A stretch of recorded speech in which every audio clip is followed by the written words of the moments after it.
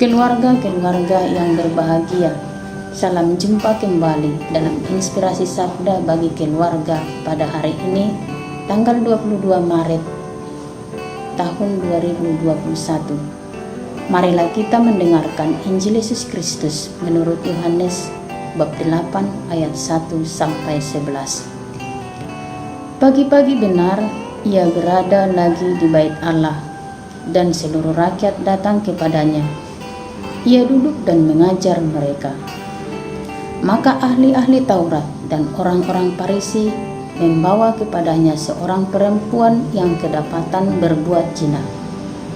Mereka menempatkan perempuan itu di tengah-tengah, lalu berkata kepada Yesus, "Rabi, perempuan ini tertangkap basah ketika ia sedang berbuat zina.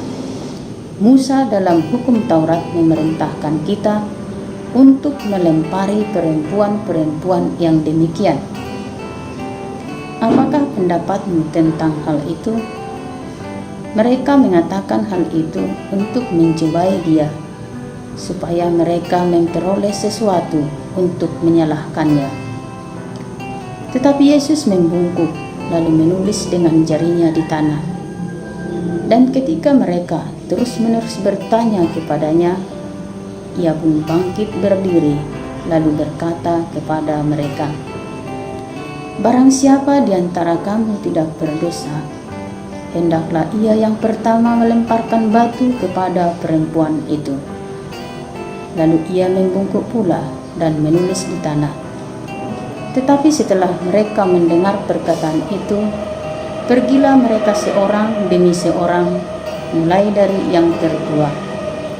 Akhirnya tinggallah Yesus seorang diri dengan perempuan itu yang tetap di tempatnya.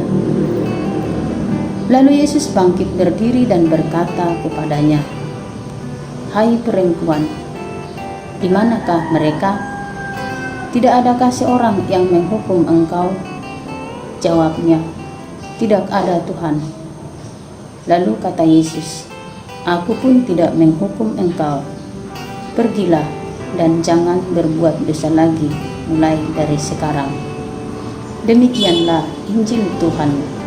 Terpujilah Kristus. Keluarga-keluarga yang berbahagia, saya mau bertanya, adakah di antara kita yang tidak berdosa atau tidak pernah berbuat dosa?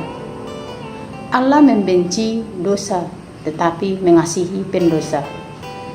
Kepada orang-orang berdosa yang seharusnya binasa, ia justru menyatakan kasih-Nya, menunjukkan kasih-Nya kepada kita dengan menyerahkan Putra Tunggal-Nya, yaitu Yesus Kristus, yang telah mati untuk kita ketika kita masih berdosa. Karena kita semua orang berdosa, tidak ada alasan bagi kita untuk menghakimi orang yang kita anggap berbuat dosa. Zaman ini banyak bahtera rumah tangga yang retak, bahkan kandas gara-gara ada pihak ketiga. Dulu istilah sering dipakai dengan singkatan WIL, wanita idaman lain, atau PIL, pria idaman lain. Sekarang ini istilah yang sering dipakai adalah pelakor atau pencuri laki orang, dan pebinor, pencuri bini orang. Semua ini mengarah pada perbuatan zina. Keluarga-keluarga yang berbahagia, dalam bacaan Injil hari ini, ahli-ahli Taurat dan orang-orang Farisi membawa seorang perempuan yang kedapatan berbuat zina. Mereka menempatkannya di depan semua orang untuk dilempari batu sampai mati sesuai dengan hukum Musa. Akan tetapi sebelum itu mereka meminta nasihat Yesus tentang kasus perzinahan perempuan tersebut. Perzinahan didefinisikan sebagai hubungan seksual antara orang yang sudah menikah dan yang belum menikah, atau antara orang yang sudah menikah tetapi bukan pasangan yang sah. Di hampir semua masyarakat, zina dilarang, dikutuk, bahkan dihukum dengan keras, yaitu hukuman mati. Keluarga-keluarga yang berbahagia, ahli-ahli Taurat dan orang-orang Farisi merasa diri orang yang tidak berdosa dan orang yang tidak pernah melakukan dosa. Atas keyakinan diri mereka, mereka menempatkan Yesus dalam dilema. Mereka membawa perempuan berdosa itu kepada Yesus. Jika Yesus mengikuti hukum Musa, ia akan kehilangan reputasinya sebagai orang yang berbelas kasih. Yesus akan dicap teman para pemungut cukai dan orang berdosa. Sebaliknya, jika Yesus meringankan hukuman terhadap pezina, dia akan dituduh melanggar hukum Musa dan mengizinkan perzinahan dengan konsekuensi dianggap menentang hukum Taurat. Orang yang tidak berperasaan, musuh keluarga, penyebab perpisahan pasangan suami istri, mengabaikan anak-anak yang sah, dan menyebabkan menjamurnya kejahatan seksual, dan sebagainya. Keluarga yang berbahagia. Untuk menghadapi kesulitan ini, Yesus dengan cerdik menjawab ahli-ahli Taurat dan orang-orang Farisi dengan menyentuh hati nurani mereka dan berkata, "Barang siapa di antara kamu tidak berdosa, hendaklah ia yang pertama melemparkan batu kepada perempuan itu." Mulai dari yang tertua sampai yang termuda pergi satu persatu, tak satu pun berani melemparkan batu itu karena merasa diri orang berdosa. Pendekatan Yesus bukanlah pendekatan legalis atau hukum seperti yang dilakukan ahli-ahli Taurat dan orang-orang Farisi. Tetapi pendekatan yang dilakukan oleh Yesus adalah pendekatan moral dan personal. Pendekatan belas kasih yang membebaskan. Melalui pendekatan ini, dengan kesadaran hati orang berdosa dapat memperbaiki hidupnya dan tidak berbuat dosa lagi.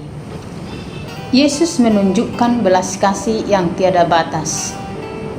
Sebagai keluarga Kristiani, Yesus mengajar kita menjadi orang beriman dan bermoral, harus cerdik dan bijaksana dalam menghadapi jebakan-jebakan yang dapat merugikan diri sendiri, keluarga, dan masyarakat.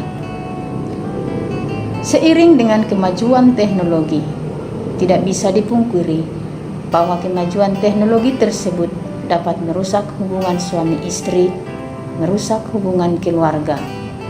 Maka, bila keluarga tidak menyikapi dengan cerdik dan bijaksana, akan membawa pengaruh fatal dalam hidup berkeluarga atau hidup berkomunitas.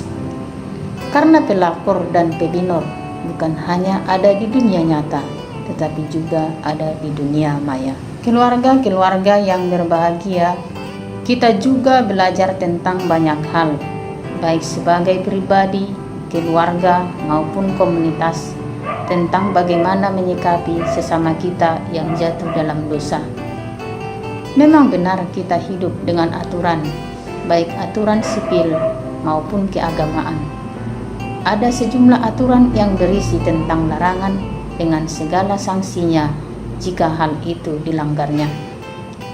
Tetapi pada dasarnya, aturan-aturan itu dibuat untuk menjamin agar hak setiap pribadi maupun hidup bersama bisa terlaksana dengan baik.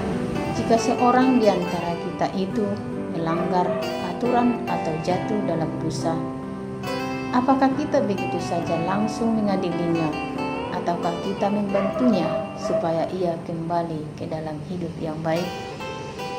Apakah kita tetap menyeretnya kerana hukum jika yang bersalah itu teman kita sendiri atau keluarga kita?